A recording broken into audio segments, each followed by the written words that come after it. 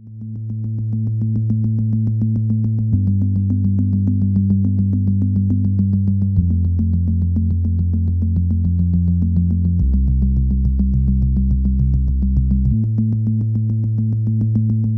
name is Mike Jenner. I run a leadership development consulting practice.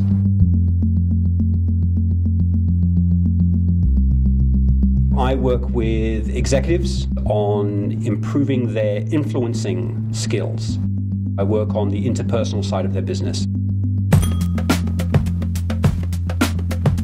Throughout my life, I've been interested in studying how people interact with other people.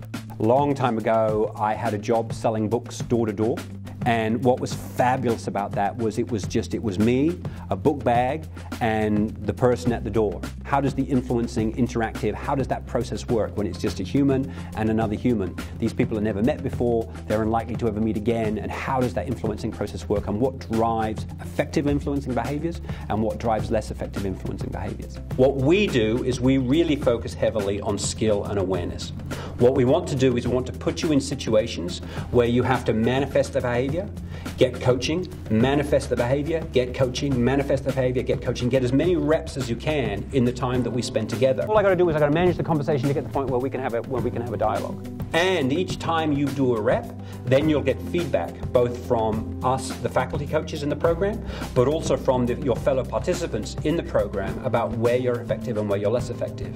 Now I'm going to pause you for a second. Now, so you took conciseness absolutely to heart, okay? Okay. I work with them on their listening skills, motivating skills, confronting skills, performance management skills, in order that they can be as influential as possible, either with their direct reports, with their peers, with their bosses, with other individuals within the organisation. My name's Ali Parker. I work for OnePath Australia, which is ANZ's wealth division. I manage the BDM, the sales team, and we were looking at ways that we could become better managers to lead our teams. I find it really difficult to learn this kind of skill set from a book or PowerPoint presentation. So the 2 days that we first spent with Mike were all about building those skills into the language that we use day in and day out with our staff. We built skills around providing feedback to staff, both recognition and improvement feedback. You are the student, so this is your scenario. You work within the student experience office and you're coaching. Part of Mike's learning philosophy is all around experiential learning and getting people to feel, to action and to experience what it is that he's trying to pass on rather than passively learn. The really interesting thing about it was we were coaching our colleagues. So in coaching our colleagues we could actually recognise when they did things well and things that they could improve on. The participant is manifesting a behaviour with another participant. A third participant is coaching that person on where they're being more effective and less effective.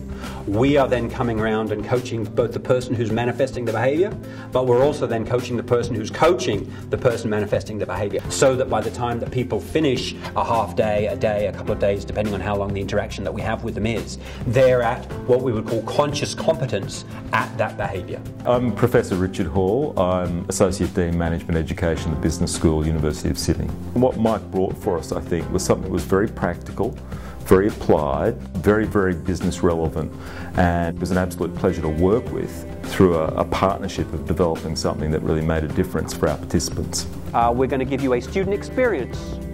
We know that adults and executives, for example, learn best by doing. And Mike's very much in the space of getting people to do things differently, and that embeds the learning, I think, extremely effectively. The important thing, I think, with Mike is he has a real presence. He comes in and he provides energy, an energy that the participants pick up on and respond to in a really positive way. Behaviours that are frequently topics that we will work on. We'll work on listening, we'll work on motivating, we'll work on recognising effective performance, we'll work on receiving feedback, we'll work on confronting, conflict resolution, we'll work on having difficult conversations. A switch goes off in my head, it's like, okay, I know I need to actively listen. I was able to approach and have more difficult conversations more easily.